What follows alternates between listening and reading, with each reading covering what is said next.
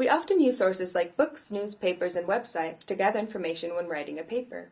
Using outside sources is a powerful way to support our ideas and build our credibility. There are 3 ways to present that information in our writing: summary, paraphrase, and quotation. It is important to know the difference between them and when to use them correctly. Let's start with the summary. A summary condenses the main points of someone else's words and ideas. When you summarize, you leave out illustrations, examples, and details not necessary for your arguments. So a summary is shorter than the original text and tells whose ideas are being summarized. It indicates where the information was found, and it focuses on the excerpt's main point, drawing on information from throughout the excerpt. Let's look at an example summary from the Little VK Handbook.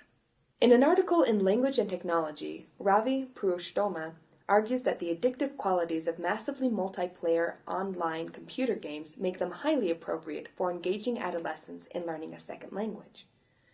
Notice how the summary briefly restates the author's main idea and recognizes at the beginning who the author is and where the information is found. Let's move on to paraphrasing. A paraphrase is a restatement of the original in your own words. You paraphrase when you do not want to quote, perhaps because you have already used many quotations, or because the original words are not memorable or need modification so that your audience will understand them. Paraphrasing is also a helpful tool to cut down the length of your quotations. For example, block quotations should be used extremely sparingly, but if you want all the information from a block quotation, you could just paraphrase each piece of information and only quote a few choice words or phrases.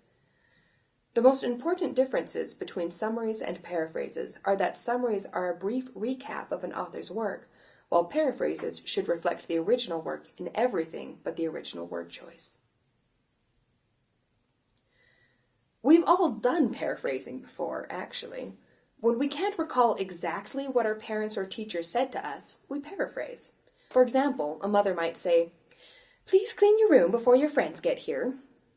Well, this example shows what the mother said directly to her child, but in relaying that message to her big brother, the child might paraphrase, "Mom told me I had to clean my room before my friends come over."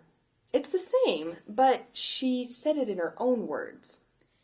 Paraphrasing is a useful tool. You still need to cite your source because the ideas are not your ideas, but it allows you to keep your own tone in the writing so that the readers don't have to switch between 2 authors' voices.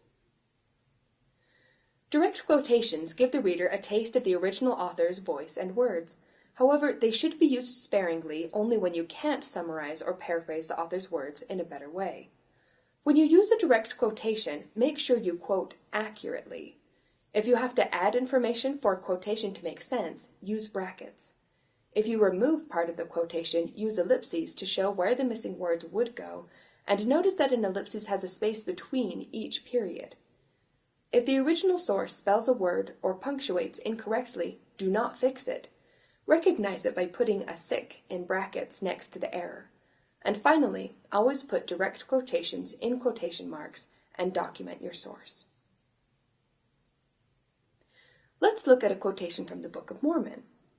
Moroni chapter 7, verses 46 to 47 says, "Wherefore cleave unto charity, for whoso is found possessed of it at the last day, it shall be well with him." Notice how this author cited the source at the beginning and only used a few pieces from the scripture that were important to her, but punctuated the cutting by using the ellipses and adding a conjunction in brackets that enhanced the relation between the 2 pieces of scripture. As you learn to appropriately use summaries, paraphrases, and quotations, you can more successfully weave outside sources into your own writing, and your papers will improve.